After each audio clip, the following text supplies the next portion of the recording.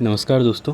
तो आज के वीडियो में मैं आपको बताने वाला हूँ कि जो जीडीएस से एमटीएस या फिर जीडीएस से पोस्टमैन मिल गार्ड जो अभी एग्ज़ाम हुए थे पोस्ट ऑफिस डिपार्टमेंट के, उसकी कट ऑफ किस हिसाब से डिसाइड की जाएगी और कैसे कैलकुलेट की जाएगी।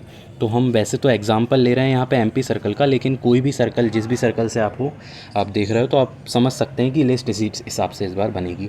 क्योंकि पिछली बार डिवीज़न वाइज बनी थी तो इसलिए कट ऑफ भी काफ़ी हाई गया था। इस बार सर्कल वाइज बनेगी तो इसलिए कट ऑफ भी थोड़ा कम जाने के चांसेस हैं। अब मैं आपको बता देता हूँ कि पिछली बार किस तरह से जो रिज़ल्ट आया था वो बना था और इस बार किस तरह से बनेगा। तो यहाँ पे हमने ये 2023 का जीडीएस से एमटीएस का रिज़ल्ट देख रहे हैं एमपी सर्कल का। तो हम यहाँ से देख लेते हैं। ये देखिए, इसमें सबसे पहले भोपाल डिवीज़न दिया। मैं सिर्फ आपको एग्जांपल दे रहा हूँ, आप अगर दूसरे सर्कल्स हैं तो भी कोई प्रॉब्लम नहीं है, आप सिर्फ समझ सकते हैं। तो ये भोपाल डिवीज़न है। इसमें पहला बंदा जो है जो यूआर से क्वालिफाई करा है उसके 96 मार्क्स हैं, ठीक है। और उसके बाद ओबीसी से 90 पे क्वालिफाई भी करा है, ईडब्ल्यूएस से 88 पे, ऐसे ही एसटी से 76 और 66 पे भी क्वालिफाई करा है, ठीक है। तो इसमें मैंने पूरा चेक किया है। तो इसमें क्या है कि जो ईडब्ल्यूएस है, ईडब्ल्यूएस के मिनिमम 74 गए हैं और एसटी एससी के 66 के करीब गए हैं और जनरल के गए हैं यूआर के 94 से कम नहीं गए हैं। तो पिछली बार क्या था कि डिवीज़न वाइज बना था, तो डिवीज़न में जैसे एक यूआर की सीट है तो मतलब डिवीज़न वाइज तो कम ही यूआर की सीट रहती है या किसी भी उसकी, तो इसलिए इनको क्या है कट ऑफ हाई रखना पड़ा था ताकि बहुत सारे बंदों में से एक क्वालिफाई कर जाए। कम से कम जितने हैं उतने तो क्वालिफाई, सिर्फ उतने ही क्वालिफाई करें। तो इसलिए पिछली बार कट ऑफ क्या था, ज़्यादा था। जैसे आप देख सकते हैं यहाँ पे भोपाल डिवीज़न है, इस पर बहुत सारे लोगों ने भरा होगा तो इसमें 96 से यूआर क्वालिफाई करा है, ठीक है। लेकिन आप देख सकते हैं कि इसमें जो कितने यूआर क्वालिफाई करें, 1 2 और 3 यूआर क्वालिफाई करें, इसमें 2 यूआर करें जितने भी हैं। तो इसमें और भी ऐसे होंगे जिनके 96 आए होंगे और वो क्वालिफाई नहीं करे, या फिर 94 जिनके यूआर में आए होंगे उन्होंने क्वालिफाई नहीं करा। तो ऐसा इसलिए हुआ क्योंकि सीट उस डिवीज़न में लिमिटेड थी। अब ऐसा नहीं है कि इन लोगों का हुआ नहीं है।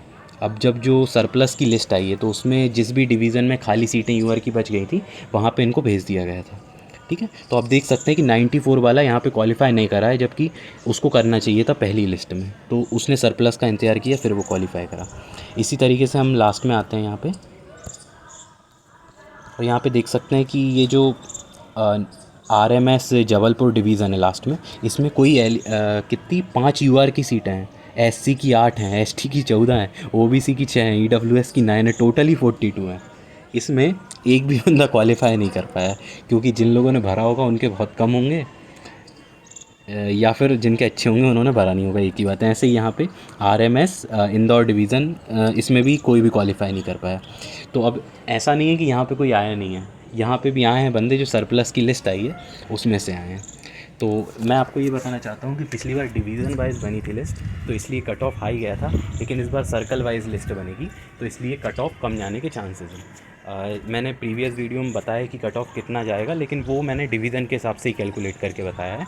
अगर सर्कल के हिसाब से हम देखें तो जो जनरल का कट ऑफ है वो इस बार भी 94 जा सकता है, क्योंकि पेपर बहुत ईजी था। ये मैं एमपी सर्कल की सिर्फ बात कर रहा हूँ, बाकी सर्कल में जो कट ऑफ है एक्सपेक्टेड वो हम दूसरे वीडियो में बात करेंगे। एक्सपेक्टेड कट ऑफ की सिर्फ मैं आपको एमपी का बता रहा हूँ कि जो जनरल है उसका जा सकता है 94। 96 के बहुत कम चांस है क्योंकि एक क्वेश्चन तो वैसे ही उन्होंने ड्रॉप कर दिया है, तो 98 में से 94 जा सकता है। पिछली बार भी 94 गया था 98 में से, लेकिन पिछली बार क्या था, पेपर थोड़ा सा टफ आया था और बंदे कम थे। इस बार ज़्यादा हैं, इसलिए इस बार भी 94 जा सकता है, जो कि बहुत बढ़िया है। और वहीं हम ईडब्ल्यूएस की बात करें तो मैं खुद भी एक ईडब्ल्यूएस का कैंडिडेट हूँ। तो ईडब्ल्यूएस का कट ऑफ जो है वो मुझे लग रहा है कि 90 से 92, 90 या 92 के बीच में वेरी करेगा। लेकिन अगर बहुत हाई कट ऑफ रहता है, अगर जनरल का ही 96 चला जाता है, फिर ईडब्ल्यूएस में भी मुझे लगता है कि और ज़्यादा जा सकता है। इसी तरीके से ओबीसी की बात करें तो ओबीसी ईडब्ल्यूएस आप बिल्कुल बराबर लेके चल सकते हैं। और एसटी एससी की बात करें तो उनका तो 80 से कम जाएगा, इसमें कोई डाउट नहीं है। तो जिनके भी 80 से ज़्यादा हैं वो तो अपने आप को बिल्कुल सिलेक्टेड मान के चलें। ठीक है, ये आपने देख लिया है। अब इसके बाद मैं आपको कुछ चांसेस बताता हूँ आपको, कि जैसे अगर आप ईडब्ल्यूएस के कैंडिडेट हो तो आप ये मान सकते हो, मतलब ये चाह सकते हो कि जो ईडब्ल्यूएस के बंदे हैं बाकी के, उनके बहुत हाई मार्क्स आए। इससे क्या होगा कि जो EWS के बंदे रहेंगे वो UR में क्वालिफ़ाई कर जाएंगे और UR की सीटें फिर से खाली हो जाएंगी, तो फिर वो फिर से कट ऑफ कम ही चला जाएगा। आप समझ रहे हो ना मैं क्या कह रहा हूँ कि जैसे ST SC का है, वो ये चाह सकते हैं कि अगर उन्हें सेलेक्ट होना है और उनके बहुत कम नंबर हैं, तो जो बाकी के ST SC वाले हैं उनका कट ऑफ, उनके नंबर बहुत हाई हो 96 98, तो वो कभी OBC का क्वालिफ़ाई कर लेंगे, कभी UR का क्वालिफ़ाई कर लेंगे, कभी EWS का कर लेंगे। तो इस हिसाब से तो उसमें क्या रहेगा, ST SC की सीटें फिर से खाली हो जाएंगी। तो ये एक तरीका है, मतलब ऐसा होता नहीं है हम जो सोचते हैं, लेकिन फिर भी जिस तरीके से कैलकुलेट किया जाएगा, कट ऑफ बनेगा, वो मैंने आपको बता दिया है।